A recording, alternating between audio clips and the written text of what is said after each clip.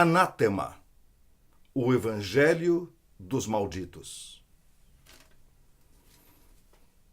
Este assunto é meio pesado, mas essencial, importante que seja tratado para que algumas coisas sejam relembradas ou esclarecidas.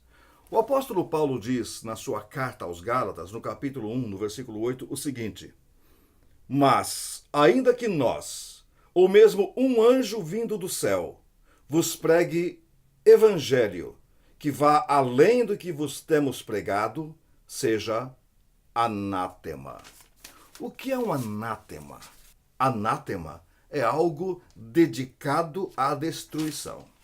Por exemplo, quando Israel ia lutar contra algum povo, alguma nação, algum país, e geralmente eram países idólatras contra quem Israel lutava, em alguns casos era dito: olha, vocês destruam tudo lá, não tragam nada. Tudo que houver naquela cidade idólatra é anátema. Então, destruam tudo.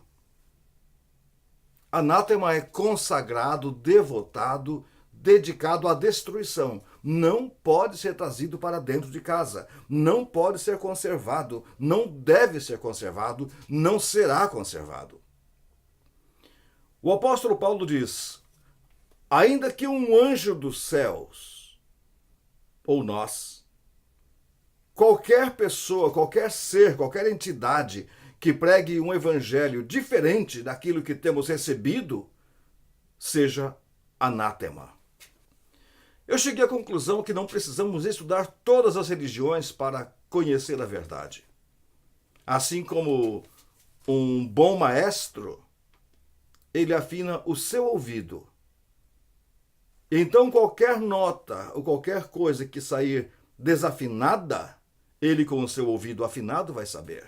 Assim com relação à verdade. Estudemos a verdade. E qualquer coisa que soar diferente daquilo, saberemos que não é a verdade. Mas o apóstolo Paulo diz também a Timóteo que no final dos tempos as pessoas ouviriam ensinos de demônios dentro da igreja. Diz também que as pessoas sentiriam coceira nos ouvidos e cercar-se-iam de mestres ou de pessoas que pregassem de acordo com a sua conveniência. Gente, eu tenho visto tanta coisa dentro das igrejas, não somente pela televisão, mas indo mesmo aos lugares, que eu fico impressionado de ver a que ponto estamos chegando. Eu estava dentro do meu gabinete, na igreja, e entrou uma pessoa. Ela foi pedir oração. E essa pessoa me disse: olha, pastor, eu quero que o senhor ore por mim. Eu fiz oração por ela e ela disse: agora eu quero que o senhor ore pela minha parente que está hospitalizada. Mas eu não aceito que ela esteja hospitalizada, porque eu já determinei que ela não fique hospitalizada. Porque hospital não é lugar para crente. Quando essa mulher falou isto, eu percebi que ela frequentava uma dessas igrejas que pregam esse outro evangelho. Um evangelho que quer obrigar Deus a fazer as coisas, um evangelho que quer receber apenas as bênçãos de Deus, mas não faz a contrapartida.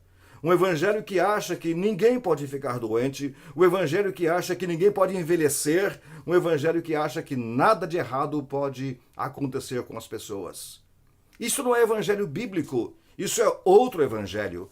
Paulo diz: qualquer que pregar um evangelho diferente do que temos pregado, seja anátema. O apóstolo Paulo tinha uma doença em seu corpo. Ele disse que deixou seu companheiro Trófimo doente em tal lugar, porque ele tinha que seguir viagens e Trófimo estava doente. E Paulo não curou aquele homem. Ele disse que Timóteo sofria do seu estômago, sentia dores, fortes dores no estômago. Talvez Timóteo tivesse uma gastrite ou, quem sabe, uma úlcera. E Paulo não fala para Timóteo: ore, faça a campanha. Ele fala, olha, não tome apenas água, beba um pouco de vinho para tratar desse seu estômago. Eliseu, o profeta, morreu doente. Quantas pessoas na Bíblia padeceram de doença? Quantos justos, quantos santos padecem de doença? E vem essa igreja, se é que podemos chamar isso de igreja, e quer convencer as pessoas de que toda doença vem do demônio? Isso é pregar outro evangelho. Outra característica desse falso evangelho é uma doutrina chamada maldição hereditária. E as pessoas têm acreditado nisso de maneira vergonhosa, de maneira esdrúxula. Muitos cristãos que já foram batizados, já frequentam a igreja há anos, estão caindo nesta, achando que alguma coisa de ruim acontece agora, porque há 300, 400, 500 anos, um ancestral seu fez alguma coisa errada e Deus está jogando agora aquilo sobre a sua vida. Não existe maldição hereditária. O livro de Provérbios diz o seguinte, 26:2. Assim como o pássaro que voa longe do seu ninho, a maldição sem causa não se cumpre. Não se cumpre uma maldição sem causa. Não adianta. Vocês se lembram quando Davi ia fugindo do seu próprio filho Absalão? Enquanto ele caminhava descalço, o cabelo desgrenhado, triste, com medo, aquele grupo o seguindo, e Absalão tentando matar o próprio pai, havia um homem chamado Simei, e Simei amaldiçoava Davi. Amaldiçoou muito. Xingou Davi de homem de Belial, ou seja, filho do demônio. Falou que Davi estava colhendo o que tinha plantado. Falou que Davi era um homem de sangue, um homem injusto, um homem cruel. Falou que Davi tinha usurpado o trono de Saul. Ele amaldiçoou Davi.